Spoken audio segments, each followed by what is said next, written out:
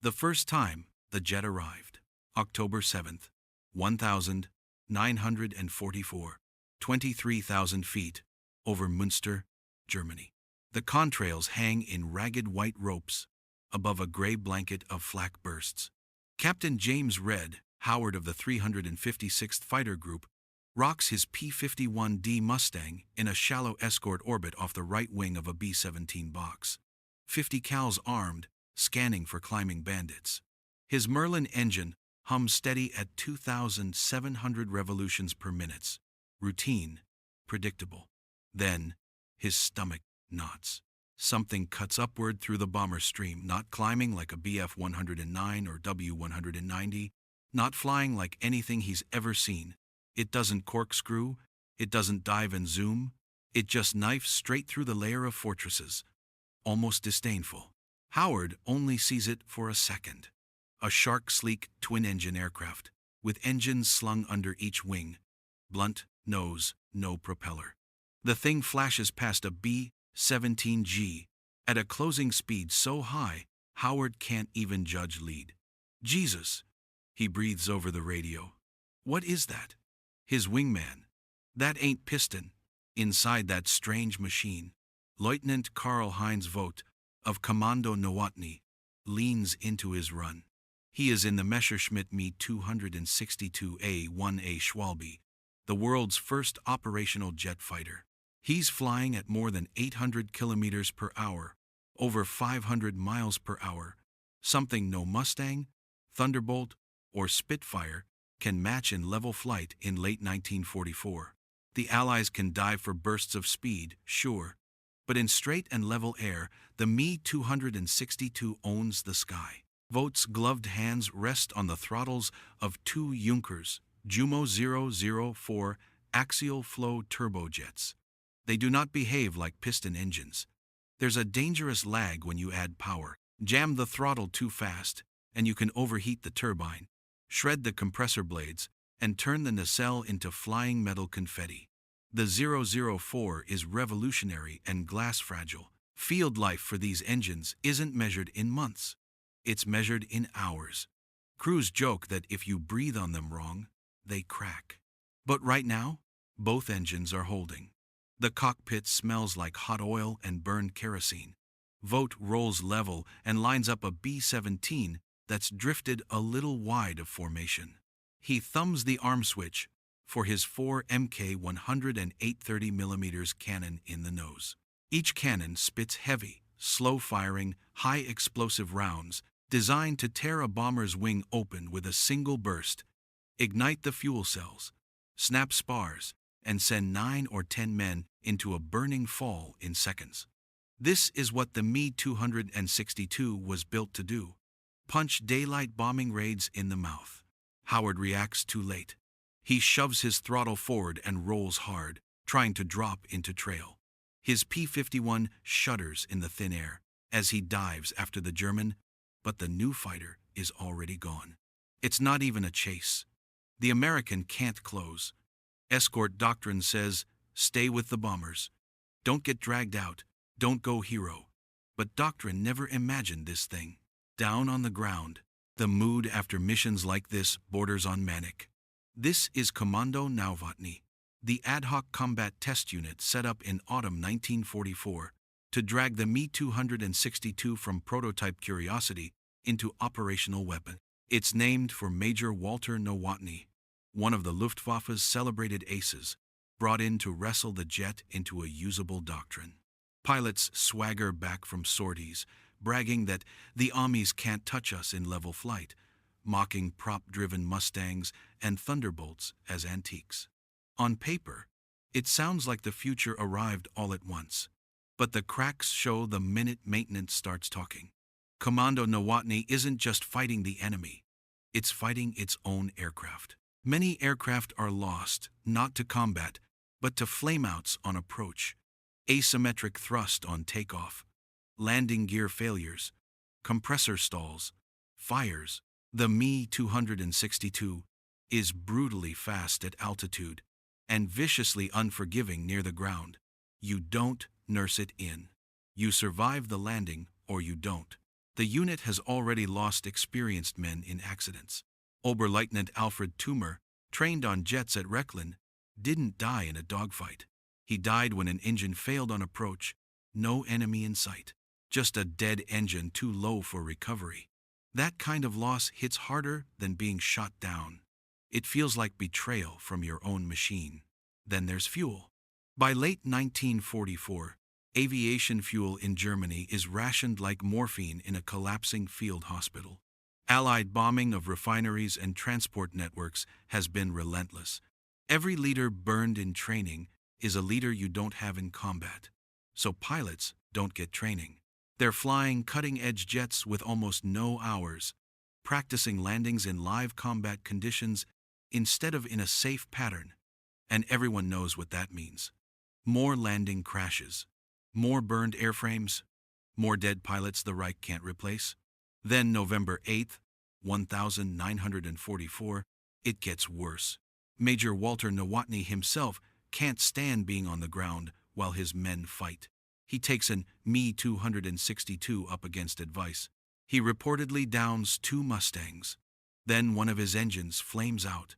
While he dives, trying to restart, American fighters fall on him. He bails out too low. He dies. That night, nobody is laughing about antiques. The Me-262 can outrun anything.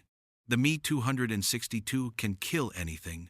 The Me-262 can also kill you. November 1944.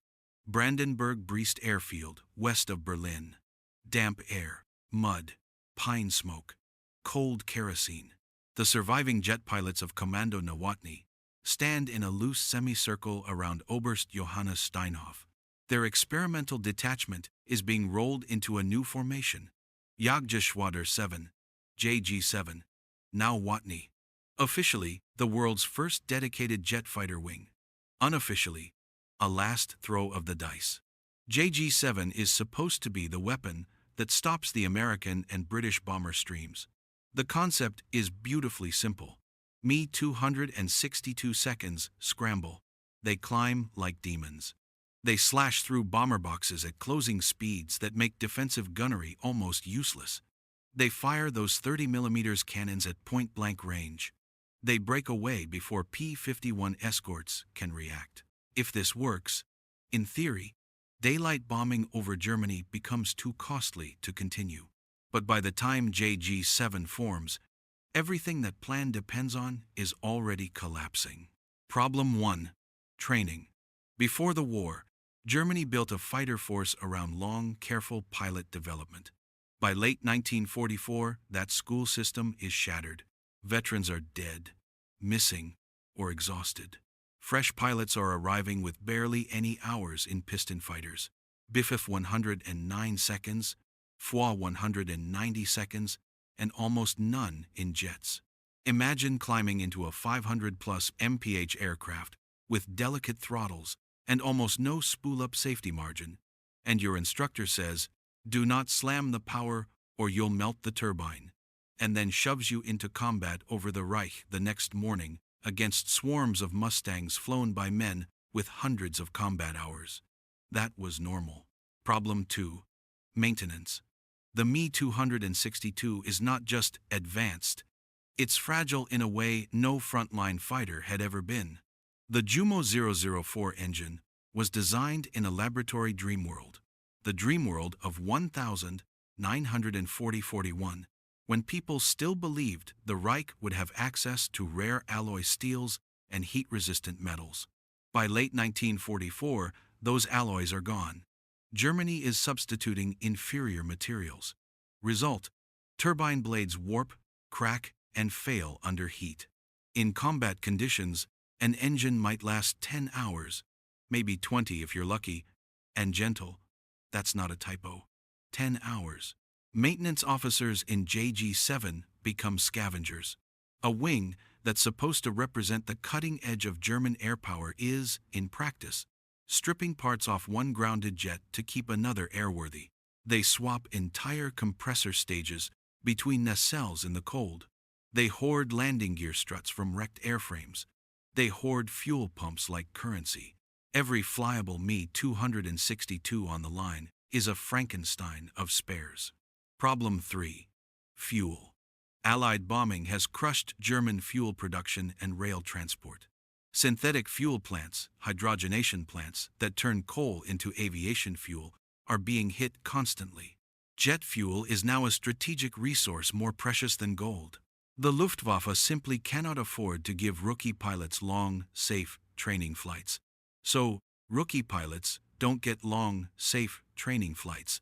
They get blooded in combat instead, which means they die faster.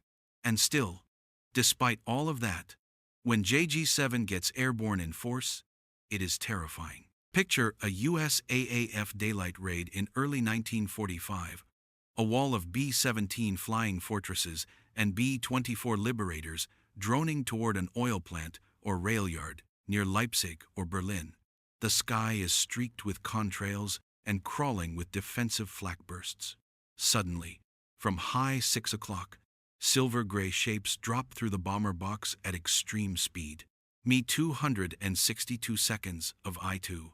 JG-7 tear in, fire short bursts of 30 millimeters, and keep going. No turning fight, no weaving duel, just a brutal slash and vanish. In minutes, bombers are trailing smoke, dropping out of formation, spinning down with wings on fire. Berlin radio swells with triumph. This is the miracle weapon, the Wunderwaffe, promised to the German public. Our jets are unstoppable. American bombers are falling in flames. The Reich will be saved by German engineering. But numbers don't care about propaganda. JG-7 can sometimes launch 20, maybe 30 jets for a big interception. Some days less.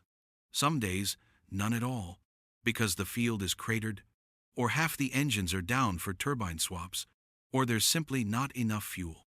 The German High Command dreams of putting hundreds of Me-262 seconds in the air at once, building a wall of jets the bombers cannot push through. That never happens. Reality is a handful of jets, diving into a sky full of hundreds of Allied aircraft, and every time they go up, they risk never coming back. There's another problem too, and it's lethal. Allied adaptation. At first, P-51 Mustang and P-47 Thunderbolt pilots try to dogfight the Me-262 at altitude. That's suicide. A Mustang in level flight can't catch a Me-262 that doesn't want to be caught. The German jet just walks away on raw speed. So Allied doctrine shifts. The new rule is simple and merciless. Don't chase the 262 inches the air. Kill it at the runway. January-March 1945. Northwest Germany. Dawn Frost films the taxiways at Akmar, Hessepe, Rheinhopsten. The runways are patched with gravel and steel matting. The war isn't somewhere else anymore. It's here, at home. American P-51 seconds orbit just outside heavy flak range, like sharks skimming the edge of a reef. British Tempests and American P-47 Thunderbolts prowl medium altitude, waiting, listening. They're not looking to duel at 25,000 feet. They're here for one thing: catch the Me-262 when it's slow. Because here's the ugly truth for the Luftwaffe. The Me-262 is a god in open sky, but on takeoff and landing, it's mortal. The Jumo 004 engines spool up slowly. You can't just slam the throttles forward and leap off the ground the way you can in a piston fighter. The jet accelerates down the runway heavy and sluggish, engines still clawing to build thrust. Early in that takeoff roll, it's an easy target.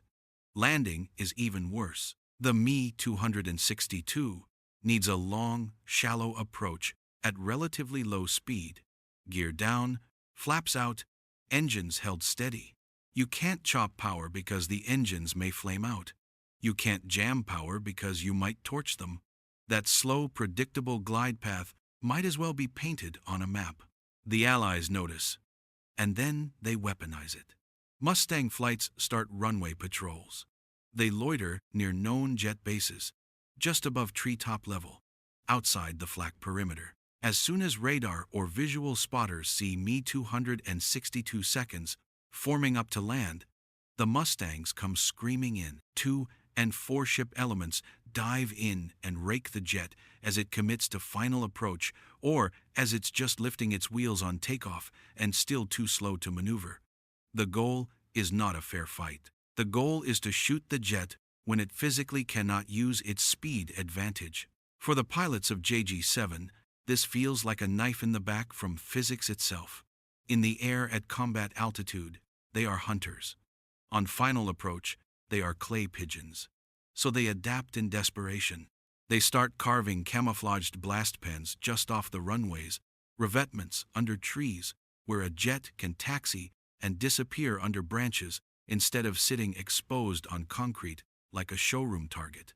They practice hot turnarounds, land, refuel, and rearm in minutes, then shove the jet back in the woods before the next strafing run. They even run decoy taxi movements with damaged airframes to bait Allied fighters into flak traps. But none of it fixes the core fact. The Luftwaffe no longer controls its own airspace over Germany, not even over its own runways. Allied fighters roam almost at will in daylight now. The Me-262 can dominate any one-on-one engagement at altitude, but it cannot dominate an entire sky filled with enemy fighters who are already there waiting when it returns to land. There's another slow killer wrapped inside this: fuel and engine life. Every extra orbit waiting for Mustangs clear off the field costs fuel the Reich can't replace. Every waved-off landing is more throttle work on engines that are already on borrowed time. Mechanics are counting engine hours like a priest counts last breaths. A Jumo 004 that survives 20 hours of frontline flying is considered charmed. Most don't. And when an engine lets go at 200 meters on approach, there is no safe bailout. The wreckage skips through the trees at the end of the runway, ruptures, burns. Another aircraft gone. Another pilot gone. No replacement coming. By February 1945, the romantic swagger from autumn is gone. The pilots are still proud. They know they're flying something from the future, but the talk isn't those Allied props are antiques anymore. The talk is, will I live through landing? And hanging over all of this is Hitler's insistence that the Me-262 be used not just as an interceptor, but as a fighter bomber, a blitz bomber. Months earlier, instead of pushing the jet straight into mass production as a pure air defense fighter, he pressured for a ground attack configuration.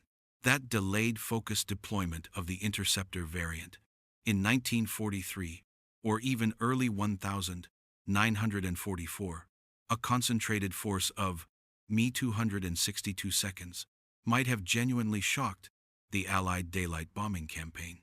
By late 1944, when the jet finally appears in numbers that matter, Germany is already bleeding out.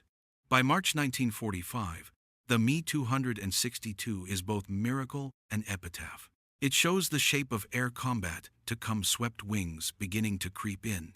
Twin axial flow jets, heavy nose cannon, blistering speed. You're looking at the ancestor of post-war fighters like the Sabre and the MiG-15, but in the moment, in the ruins of the Reich, it's just one more weapon that came too late to save the men flying it. April 1945. The Reich is dying. JG-7's airfields don't look like airfields anymore.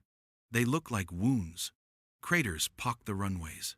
Taxiways are littered with burned, cannibalized airframes, some missing engines, some with the entire nose section stripped for cannon parts. Camouflage netting is draped over broken pine trunks to hide whatever still flies from prowling thunderbolts. Pilots sleep in shallow dugouts beside their assigned jets because the barracks draw too much fire. Fuel arrives in drums, rolled by hand, because the fuel trucks were destroyed days ago. Ground crews keep grease pencil tallies on each engine nacelle. 14 hours on this turbine, 18 on that one. Everyone knows what happens after 20. By then, blades are heat-stressed, bearings are worn, housings are warped. Past that number, you're flying on prayer. And yet, orders still come. Scramble whatever can get off the ground. Intercept the bombers. intercept the Jabos, fighter bombers, intercept reconnaissance, intercept transports, intercept anything. On paper, JG-7 is still a jet fighter wing. In practice, its fragments scattered across central and northern Germany, a pair of serviceable aircraft here, 3 more there, led by men who now look 20 years older than they did in January. Some of them have started calculating, not victory, but survivable crash options. If I take fire on final, where can I belly in without cartwheeling? Which hedgerow is soft enough? Which straight stretch of Autobahn could I slide down if the main strip is cratered? It isn't that the Me-262 stopped being lethal. Even in late March and early April, 1945, bomber crews report fast, cannon-heavy German jets slashing through the formation and vanishing ahead. Some bombers limp home with engines blown off the wing. Some trail smoke and never make it back over the channel. Those 30mm shells still kill in one burst. The Me-262 never stops being terrifying in that narrow slice of time, that single, perfect firing pass, at high closure. But war is not decided in single passes. War is decided in output, in logistics, in who can keep flying tomorrow. The Americans can replace a Mustang and a pilot. The British can replace a Tempest. The Soviets are already roaring across the Oder. Germany, by April 1945, cannot replace anything. Every Me-262 that doesn't come back is not just one less airplane. It's 2 irreplaceable engines, built from alloys Germany can no longer smelt without unbombed factories. It's avionics, looted from plants that are now piles of brick. It's fuel siphoned from the last surviving synthetic plant. It's a pilot who may have had 10 total hours in type, and that was still considered ready. And there's one more truth. The quiet one the pilots don't say out loud, but they all feel. Even if the Me-262 had been flawless, even if its engines had been rugged, even if fuel had been plentiful, even if Hitler had greenlit it purely as an interceptor in 1943, even if training pipelines had stayed intact, the jet still could not have reversed the strategic reality of spring 1945. The Reich is surrounded. Allied fighters own the daytime sky from the North Sea to the Alps. Soviet artillery is already close enough for pilots at some forward strips to hear the rumble when they climb down from the cockpit.